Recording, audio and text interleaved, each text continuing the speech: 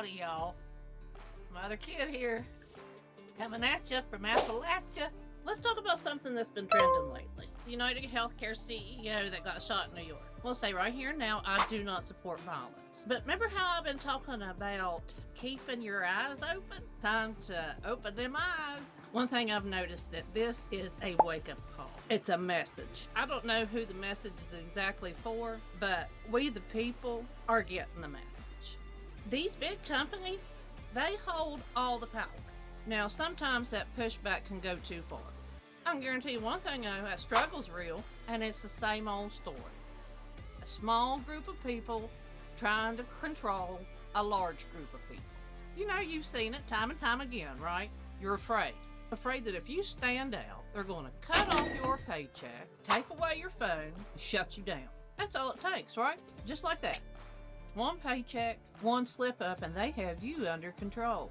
But I have a question for you. What happens when you break free from that? What happens when you break free of that control and you start to think for yourself? What happens to you whenever you take charge of your job, your career, and your future? Give a good example. Look what's going on at Blue Cross and Blue Shield. They tried to limit the amount of time anesthesia could be used on a patient. That limits the amount of time the doctor can spend on surgery. What they're trying to do is speed up the operation process so it's a quicker amount of time. They can get more people in and out. But does that really sound like what's good for the patient? Doing it for profit because they want to control your health too. What I like though, here's the kicker. When it hit TikTok and all y'all started saying something, then things started changing. Hell, one state even said, no way, get out. Those other companies that were looking to Blue Cross as a model for how they should do business, and they were hoping to go ahead and do the same thing, because people got on TikTok, then they're out there saying, oops, maybe we should look at this a little bit harder. And why is this happening? Because they lost control of the people. You spoke up, and they listened. You don't have to have a revolution just to make a difference, folks. You just have to have a little bit of courage to stand up. It ain't about taking down the system all at once. It's us versus them. And right now, big companies are running the show. What they don't realize, the battle's just begun. They're starting to remember that we've got power too. Look at the miners here that were here from West Virginia. They were fighting them big companies who were kicking them out of their company houses. One thing they had in common is solidarity. They banded together. They said, we won't back down. That's the fight that we're still in today. Every day, folks are taking time to stand up across the country and stand up to the big company. Whether it's standing up for their job, standing up for their family, or standing up for themselves. They're taking small actions, and those small actions add up. And it starts with you. You can make that difference today. So, let's talk about what you can do today. Right now, it's time to stop relying on that one paycheck or those two paychecks with the discretionary income. Sorry, but it's time to diversify your portfolio. Find some new ways to make money. There's content creation, there's Uber, there's other means out here that you can find. Hell, our grandmothers and grandfathers used to sell vegetables, used to sell eggs. Think about what you can do and what kind of service you can provide. It's time for you to create your own path.